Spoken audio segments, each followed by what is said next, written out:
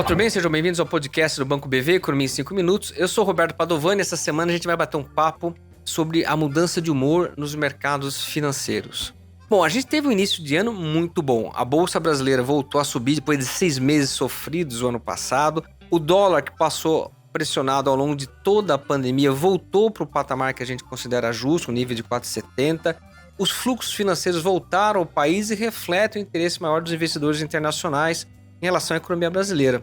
Muitos economistas que trabalhavam com o cenário de recessão em 2022 revisaram suas projeções e trabalham agora com um crescimento mais importante. Um cenário bastante favorável no início de ano.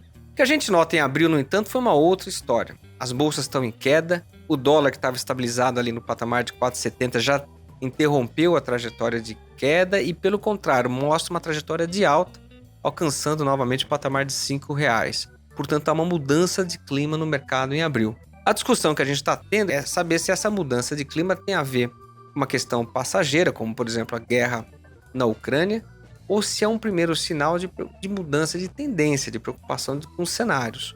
Deixa eu já antecipar a nossa resposta. A avaliação que a gente tem feito é de que os próximos meses vão ser complicados e, portanto, os investidores estão se antecipando, sendo mais cautelosos e defensivos.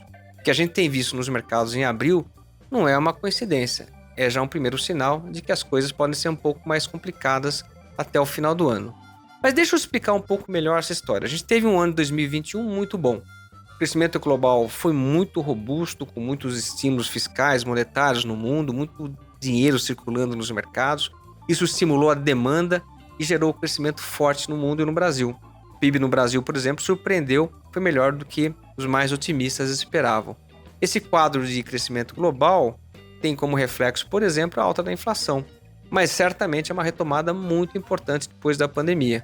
Esse clima positivo ele entrou no primeiro trimestre desse ano. A gente viu os preços de matérias-primas ainda em alta e muita euforia nos mercados financeiros e muito otimismo com o crescimento global. Mas como eu falei, em abril essa história mudou. O que será que está acontecendo? Existe uma preocupação hoje muito grande com o crescimento global. A pandemia voltou a ser uma preocupação na China, isso afeta os negócios na região, gera menos crescimento na Ásia. A guerra ela vai gerar vários subprodutos econômicos, impactos relevantes na economia mundial, mas um deles é menos crescimento na Europa. E com mais inflação no mundo, é óbvio que o Banco Central norte-americano tem sinalizado uma retirada mais rápida de estímulos.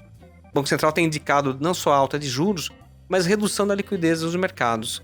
Isso encarece crédito e desacelera a atividade econômica. Portanto, o que a gente tem pela frente é uma desaceleração global já contratada em Estados Unidos, Europa e Ásia.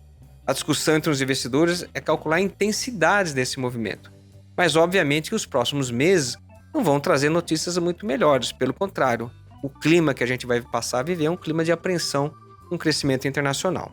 Obviamente, esse cenário não é bom para os mercados emergentes. Você tem menos crescimento, portanto, isso acaba não ajudando o preço de matérias-primas. Você vai ter dólar forte que reforça esse movimento negativo de preços de commodities.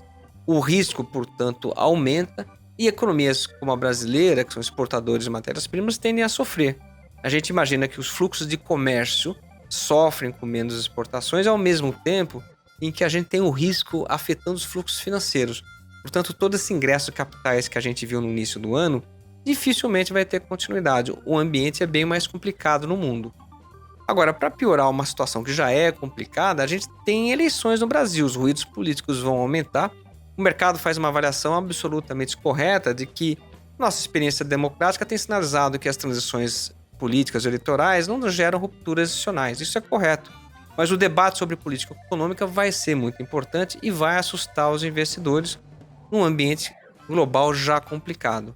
Esse susto ele implica uma piora nas condições aí de confiança, renda e crédito.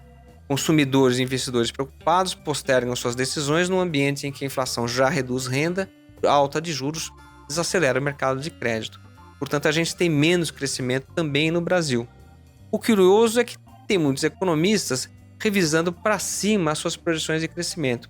Tem um ponto que é verdade, a gente não espera nenhuma ruptura, o agronegócio continua indo muito bem, o setor de serviços está se reabrindo depois da pandemia, portanto o crescimento aqui ele se sustenta. Mas diante desse cenário global mais adverso, com ruídos políticos aqui dentro, é bom a gente ser um pouco mais cauteloso. Essa mensagem, nos falamos na próxima semana, até lá.